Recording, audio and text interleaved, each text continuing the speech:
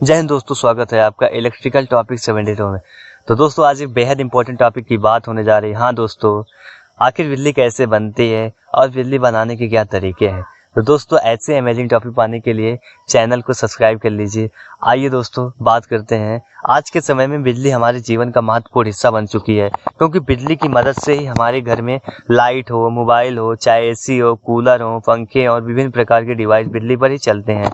अगर एक दिन भी बिजली कट कर दी जाए तो लोगों का जीवन मुश्किल हो जाता है, क्योंकि बड़े बड़े शहरों में बिजली के बिन लोगों को सांस लेना भी मुश्किल हो जाता है। वर्तमान समय में लगभग सभी कार्य बिजली पर ही चलते हैं।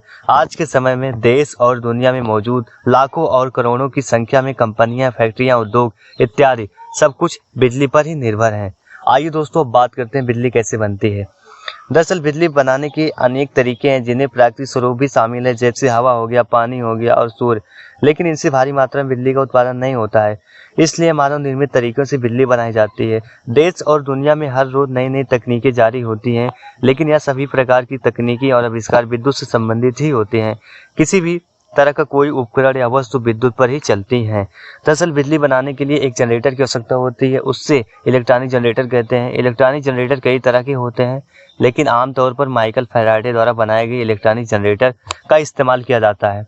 इससे ऊर्जा को बिजली में परिवर्तित करके उपभोक्ता तक पहुंचाया जाता है, क्योंकि उत्पादन के दौरान हाई वोल्टेज की विद्युत उत्पन्न होती है, जो हमारे लिए उपयोगी नहीं है, क्योंकि हमारे घरों में केवल 240 वोल्टेज की ही बिजली का उपयोग किया जाता है। इसीलिए हाई वोल्टेज को ट्रांसफार्मर की मदद से उपभोक्ता तक पहुंचाने के लिए उपयुक्त बिजली का वोल्टेज निर्धारित किया जाता है। आइए दोस्तों बात करते हैं। बड़े बड़े प्लांट पर बिजली का उत्पादन किया जाता है। इसी उत्पादन से ऊर्जा को बिजली के रूप में परिवर्तित किया जाता है। यह कार्य इलेक्ट्रॉनिक जनरेटर करता है। यह जनरेटर मैग्नेटिज्म एवं इलेक्ट्रिसिटी के बीच का संबंध बनाए रखता है। इससे चुंबक और वायर की कॉइल के आधार पर विद्युत का उत्पादन किया जाता है। दरअसल इलेक्ट्रॉनिक जनरेटर में इलेक्ट्रोमैग्नेटिज्म होता है, जिसमें उपस्थित चुंबक इलेक्ट्रोमैग्नेटिज्म शाफ्ट के चारों तरफ स्टेटर बनाती है। इस तरह से बड़ी मात्रा में विद्युत उत्पन्न की जाती है। इस विद्युत को जनरेटर के द्वारा पावर लाइन द्वारा जोड़कर उपभोक्ताओं तक पहुंचाई जाती है। दरअसल अब बात करते हैं बिजली बनाने के तरीके कौन कौन से हैं। सबसे पहले बात करते हैं प्राइमरी स्रोत। इस श्रेणी में बिजली बनाने के प्राथमिक तरीके शामिल हैं, जो प्रकृति पर निर्भर हैं। अगर आसान भाषा में कहें तो बिजली बनाने का प्रथम तरीका हमारे वातावरण पर निर्भर करता है। प्राइमरी स्रोत में जैसे हमारा हवा से बिजली कैसे बनाई जाती है, पानी से बिजली कैसे बनाई जाती है, सूर्य से बिजली कैसे बनाई जाती है, ये सब हमारे प्राइमरी स्रोत हैं। अब बात करते हैं सेकेंडरी स्रोत।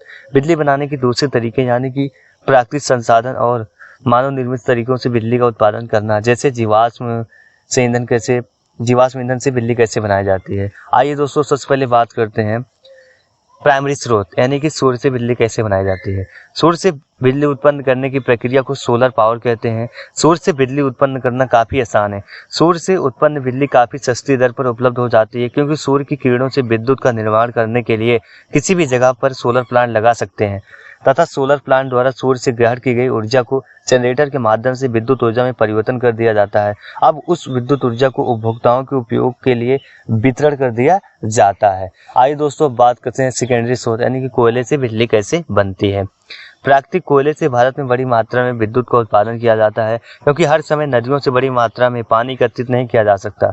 इसीलिए नदियों के पानी को एकत्रित कोयले की मदद से संयंत्र में अत्यधिक गर्म करके उसकी भाप को टरबाइन में घुमाया जाता है, जिससे विद्युत उत्पन्न होती है। प्राप्त कोयले से गर्म किए गए पानी का तापमान 500 से 1000 डिग्री सेंटीग्रेड तक होता है, तथा यह पानी को हम फिर से कूलिंग टावर में ठंडा करके इसे कोयले को गर्म करने में फिर से यूज में प्रयोग करते हैं, तथा यह प्रक्रिया लगातार चलती रहते हैं।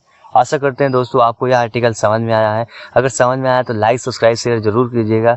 मिलते हैं नेक्स्ट वीडियो में, तब तक के लिए जय हिंद दोस्तों।